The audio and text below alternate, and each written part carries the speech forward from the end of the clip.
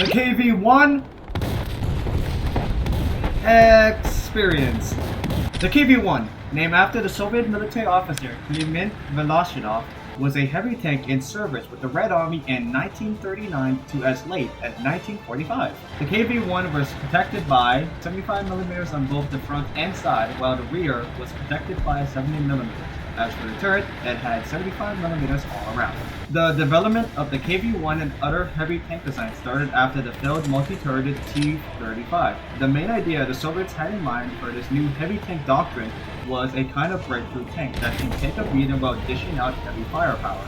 This particular KV-1 is equipped with the 76mm L11 cannon and could fire 4 different types of shells. First being an APBC shell with 90mm of pen, secondly a APHEBC shell with 77mm of pen, thirdly a shrapnel shell with 55mm of pen, and lastly a HE shell with 11mm of pen.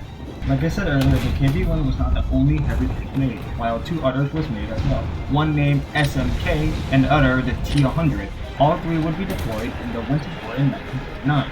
However, Joseph Stalin would later pick the KV-1 to be put into production as it performed better than his 2 brothers.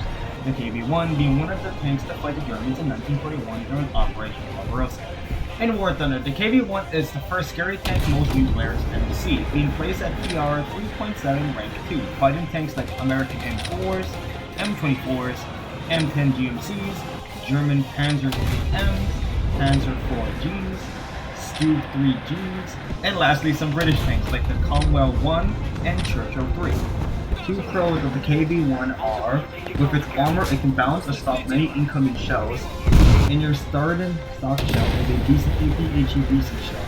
However, some cons of the KV-1 are, its cannon can struggle to pencil through tanks like the Emperor Sherman, its slow speed plus being a very big tank can lead to being an easy target by planes, and lastly, its main stock shell can feel useless when up tiered. Overall, the KV-1 is neither a good or bad tank. The great part of the KV-1 is armor can definitely save you in many cases, even from being shot by German hot-barrel 75mm and American 76mm.